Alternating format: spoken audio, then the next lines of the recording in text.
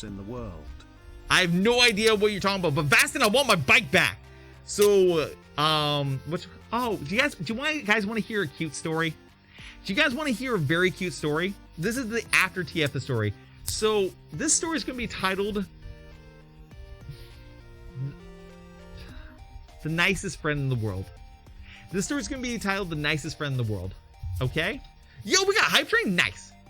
Okay, so I got back from TFF and I'm an omnivert. Okay, I have an extroverted side, I have an introverted side, and when my extroverted side is used up, I go introverted. When my introverted side is filled up, I go extroverted. I rotate back and forth. I tend to tell people that I'm just an introvert, but I'm what's known as an omnivert. I have an extroverted side that once it's used, I get introverted, and then when I use my introvert, once my introverted side is filled up, I go extroverted. Then I just kind of flow back and forth, and some of the times I'm more extroverted, sometimes I'm more introverted. It just depends on how I'm feeling, okay? And because I was at TFF, I did a lot of interactions with people. And thank you so much for the prime bird, okay, folks? I did so much interactions with people that I filled up to my extroverted max, and I just wanted to come home and chill. I was feeling fairly pulled back. I just wanted to chill and be away from people, stuff like that. And as I'm flying, and after I went through that whole stressful situation with the tornado, I was flying back and I get a text message from a very good friend of mine named Dashi. And I've known them for 2 years now at this point of that. And they send me a message being like, hey, Jik, when does your flight get back? And I'm just this time there's just okay, I want to meet you at the airport. And I'm just oh, okay, well, I know Dashi and it'd be great to see him, stuff like that. But I'm feeling tired. I'm very, very gross after being at the airport for this long. I'll say hi to him and then we'll go eat something and then I'll go about my day and I'll just relax at home, right? So, yo, Moscow Squeak, thank you so much for your tier 1. I appreciate it. So I get out at the airport, I get off, and when I get off the airport, he's not there. And I send him a message where are you? And he's just oh, I'm not there yet. And it's can we meet at this midway point? I'm yeah, sure, it's on my way home. So I get out at the airport, I get out onto the SkyTrain, I meet him at the midway point. And I'm standing there at the train, and I'm not into it, stuff like that.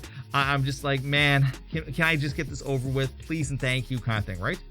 All of a sudden, the SkyTrain doors open, he walks out, and he's holding a bouquet of flowers. And in that moment, I'm you fucking memer!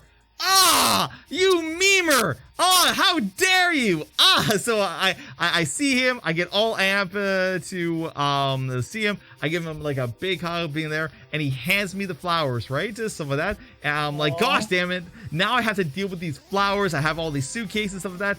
But then he grabs one of my suitcases and he's just okay, hey, let's go back to your house. And I'm oh, okay, cool. And so we start heading back to my house, and I was so dumb. So because I was so tired, I wasn't really being careful with the flowers. So I put the flowers on the bus, and then I accidentally throw my backpack on top of the flowers and half crushes the flowers.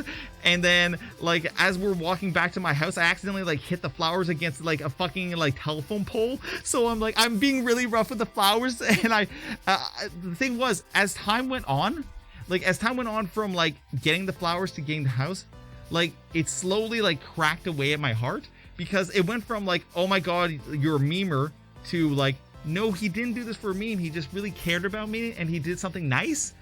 And I'm no, nobody's ever bought me flowers before. And it just kind of slowly it chipped away, and I got really, really soft-hearted because of it. So we get it back to the place, and we put the flowers down, we get everything settled, and he's just hey, do you want to make some homemade dinner and go out and get a vase for the flowers? And I'm yeah, I really would. So we go out and we buy a whole bunch of chicken wings, and we get to some fries. We get a vase for the flowers.